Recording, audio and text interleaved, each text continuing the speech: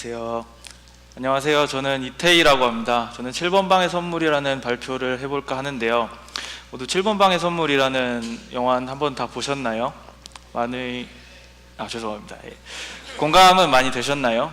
저는 되게 많이 공감이 됐던 것 같아요. 이렇게 많은 사람 앞에서 밝히는 건 처음이지만 저는 사실 한 5년 정도 전에 1년 9개월 정도? 2년 좀 못되게 구치소 생활을 한 적이 있어요. 여러분 표정이 되게 안 좋아지시는데 그래서 전 이 영화가 되게 많이 감명받았고 공감도 됐고, 그래서 그때 있었던 이야기를 한번 풀어보려고 그래요. 근데 여러분 표정이 너무 안 좋으셔서 그때 사진을 한번 보여드릴게요. 저는 그때 죄수로 있었던 게 아니고 간수 생활을 2년 정도 했어요. 경비교도대라고 당시에 군 생활을 거기서 했던 거죠. 그러니까 이런 겁니다. 그 군대에 있는 친구들한테 전화를 해보면 요즘 어떠냐 이러면 추워, 배고파 이러죠. 저는 전화가 오면 야, 구치소 어떠냐? 더러워, 이런 느낌입니다. 그냥 구치소 생활을 했었고, 그래서 다른 사람이랑 좀 다른 특별한 경험을 많이 했던 것 같아요. 그래서 여러분들은 죄수하면 어떤 이미지가 떠오르세요? 뭐 더럽고 뭐 나쁜 사람들이라는 이미지가 떠오르시고, 아까 몇 분들처럼 당연히 불쾌하겠죠. 얼굴이 당연히 찡그려지고. 저도 마찬가지로 그랬었습니다. 한 5년 정도 전에.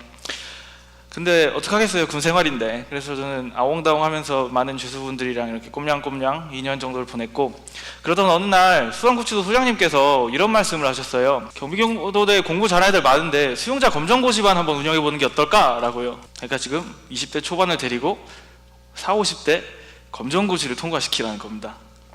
근데 당시 저는 뭐 큰 꿈이 있다거나 봉사를 하겠다는 생각이 아니고, 그래, 군에서는 휴가만 나가면 장땡이지, 휴가나 받자 라는 생각으로 제가 하겠습니다 라고 당당히 말했습니다.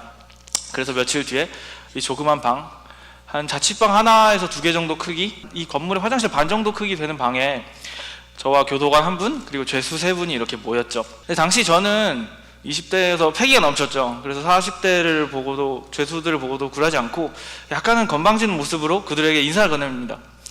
안녕하세요, 여러분들한테 이제부터 검정고시를 가르쳐줄 경비교도 대원이에요 라고 어떤 자기소개 한마디 안 했고요, 인사도 안 했고요, 잘 부탁한다는 말도 한 적이 없죠.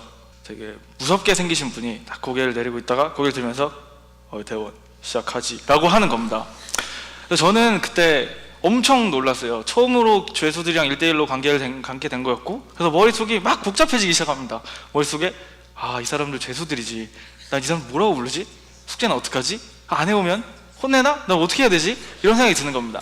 근데 쫀 모습을 보일 수는 없잖아요. 그래서 바로 첫 수업에 자습을 치고 나옵니다. 다음 시간에 뵐게요 하고 나옵니다. 그리고 막사로 도망갔습니다. 그리고 제 3명의 학생들을 검색하기 시작했죠. 딱 이런 느낌이었어요. 딱 의자에 앉아서 하나씩 검색하는데 이 사람 딱 이런 느낌이었어요. 제 학생들은 강간범이었고요, 사기꾼이었고요, 나머지 명은 폭행범이었습니다. 그리고 정말 쓸데없이 디테일하게 소개가 돼 있어서 그 사람들이 얼마나 사회에 해악을 끼쳤고 무서운 사람들인지 설명이 돼 있더라고요. 그때 힘이 쭉 빠졌던 걸로 기억해요. 그 사람들 검색을 하고, 그래서 이제 난 어떻게 해야 되나, 이 사람들 한 3-4개월은 더 봐야 되는데 라는 생각을 하고 있었고, 그러다가 생각이 정리되기도 전에 다시 검정고시 교육 날이 다가옵니다. 그래서 저는 좁은 통로를 걸어가죠. 근데 멀지 않은 길이었는데 여러 가지 생각이 들더라고요. 그러고 보니 그 맨 왼쪽 그 아저씨가 강간범이라고. 그러면 혹시 수업을 하는데 이럴 수 있잖아요. 옆에 와서 다리 이렇게 싹 뜯어보면서 오늘 밤에 뭐 해? 이러면 난 어떻게 해야 되는 건가? 아니면 그 사기꾼 분이 저한테 오셔서 대학생이라고 방학에 뭐 해? 이러면 나는 뭐 그 사람한테 어떻게 대답해야 되나? 이런 걱정도 들고, 아니면 제가 이거는 이렇게 푸시면 돼요 라고 했는데 마지막에 폭행범이 네가 나 가르치냐? 야, 몇 살이야? 라고 하면 난 이거 어떻게 해야 되는 건가? 이런 생각들이 막 머릿속으로 스쳐 지나가기 시작합니다. 그리고 그 생각이 다 정리되기도 전에 저는 그 작은 방에 다시 도착하죠. 이런 생각을 제가 가지고 그 사람들을 만나다 보니까 꼴도 보기 싫은 거예요. 그러니까 그 사람들이 첫 번째 만났을 땐 그러지 않았는데 그 사람들이 살짝 말을 한다고 말하기만 해도 훔칫 놀라거나, 아니면 그 사람들이 뭐 말을 건다 그러면 네, 몰라요 이렇게 넘어간다거나, 그러니까 스스로 저와 그 사람들이 이렇게 벽을 쾅 쳐버렸던 것 같아요. 그러니까 어떤 교류도 없었고, 그런 수업이 2차, 3차 지나가면서 그런 관계가 점점 단단해졌던 것 같아요. 저는 그 사람들을 싫어하고 불쾌해하고 무서워하고 이렇게 배척하고, 물론 그 사람들도 마찬가지였겠죠. 사실 저도 관수 입장이었으니까 그 사람들에게 있어서는. 그러던 어느 날 한 4회차 5회차 되는 수업이었을 거예요. 수업이 끝나고 그날도 시간만 때우고 전 다시 막사로 돌아가려고 했습니다. 근데 갑자기 그 강간범님께서 탁 수업이 끝났는데 벌떡 일어나더니 저 탁 앉는 겁니다. 그래서 저는 깜짝 놀라서 그냥 무의식적으로 아 오지 마요! 라고 소리를 질러버립니다. 엄청 크게 소리를 질러버리고 머릿속에는 지금 여러분들 계시니까 심한 말 할 수 없지만 그런 말도 떠오르고 그 사람 눈이 이렇게 마주치게 됩니다. 그리고 그 사람과 저와 이렇게 눈이 마주치고 저는 여러 가지 생각을 하게 되죠. 그 중에서 가장 먼저 든 건 무섭다인데 좀 간사하게도 그래도 저는 간수니까 이런 생각도 합니다. 그래 나는 선생이고 저쪽은 학생이야. 그러니까 난 쫀척하면 안 돼. 난 간수잖아. 저쪽은 죄수고. 그래서 마음 한켠은 너무 무서운 겁니다. 갑자기 뛰어들어서 날 한 대 치면 어떡하나. 지금 교도관 마침 방금 나갔는데 난 이거 어떻게 해야 되나. 이런 생각이 다 정리되지도 않았고 옆에 사람들도 다 당황해서 다 숨죽이고 있었습니다. 그런데 오히려 제가 그때 그 상황을 수습을 했어야 되는데 강간범님께서 저에게 이런 말을 하십니다. 아, 학생 미안해. 그냥 오늘 풀어본 이 문제를 모르겠어갖고 편하게. 그때 저는 망치로 머리 한 대 꽉 맞은 것처럼 머리가 비더라고요. 왜 이 사람이 나한테 사과를 하지? 잘못은 내가 다 했고 벽을 친 것도 난데.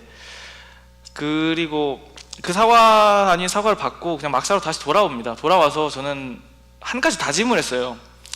아 그래 이 사람이 죄수고 내가 간수고를 떠나서 난 이 사람들 가르치러 온 사람들이고 내 본분에 최선을 다하겠다라고 생각을 했죠. 그래서 그 사람들과 제 사이에 있던 벽을 한번 허물어 보기로 스스로 다짐을 했습니다. 그래서 그 후에 수업을 갈 때는 수업 준비도 해갔고요. 그 사람들이 뭐라고 해도 하나는 다 들어주고 도와주려고 노력을 했어요. 그래서 처음엔 제가 그 사람들이 물어보면 이거 어떻게 하면 아니 이걸 왜 이렇게 하다가 점점 아니 이거는요 하다가 하나하나 제가 더 가르쳐주고 있는 제 자신을 발견하게 됐어요. 그러다 보니까 오히려 그 3명의 저희 학생들이잖아요. 강간범, 사기꾼, 폭행범. 이분들의 말투도 저한테 달라지더라고요. 점점 그분들도 저한테 다가와 줬고 많이 받아가려고 노력을 했고 말투도 하나하나 바뀌어지는 게 제가 스스로 느껴졌습니다. 그리고 이런 관계가 한 달 정도 지속됐을까요? 그리고 그들은 이렇게 닭장차를 타고 특별 외출을 나가게 됩니다. 검정고시를 보러요. 그래서 이게 어떻게 됐을까요? 정말 영화 같았는데 실제로 3분 모두가 검정고시에 합격을 하게 됩니다. 그분들 모두가 40대에서 50대 정도 됐었는데 40대 50대 되는 분들인데 저희와는 달리 한 20년 30년 동안 어떤 분은 중학교 어떤 분은 고등학교 졸업장을 갖고 계시지 못했거든요. 그래서 저는 그 값진 걸 그분들한테 선물을 한 거죠. 근데 이 발표를 준비하면서 그때를 다시 돌아보고 여러 가지 생각을 한번 되뇌어 보니까 오히려 제가 그들한테 받기만 한 건 아닌 것 같아요. 오히려 저는 그 사람들에게 편견을 빼고 사람을 보는 법을 배운 것 같아요. 그래서 오히려 그때를 제 스스로도 많이 성장을 한 것 같고 그래서 저는 이 자리에 서서 제가 뭐 대단한 사람도 아니기 때문에 그냥 한 화두를 던지고 싶어요. 그러니까 여러분들도 당연하다고 생각되는 편견을 한두 개씩 가지고 계시지 않나요? 저도 당연히 그런데 어떤 대단한 사람이 말한다고 해서 그 내용에 대해 자기는 동의되지 않았는데 그냥 저건 맞을 거야 라고 말한다던가 아니면 반대로 저 사람들은 나보다 못하거나 못난 사람이라고 판단을 해버리고 그 사람들의 행동, 말 하나하나에 무시를 해버리거나 그런 경험이 하나씩 있진 않나요? 만약에 그거를 깰 수 있다면 여러분들은 제가 받은 7번방의 선물처럼 큰 선물을 받을 수 있을지도 모릅니다. 그 선물은 어떤 값진 졸업장의 형태일 수도 있고요. 저처럼 편견을 깨는 그리고 사람들을 대하는 법일 수도 있을 것 같아요. 그리고 여러분들에게는 뭐 더 대단하고 더 다른 선물이 될 수도 있을 것 같다고 생각하기 때문에 이런 발표를 한번 준비해 봤고요. 제 발표는 여기까지입니다. 감사합니다.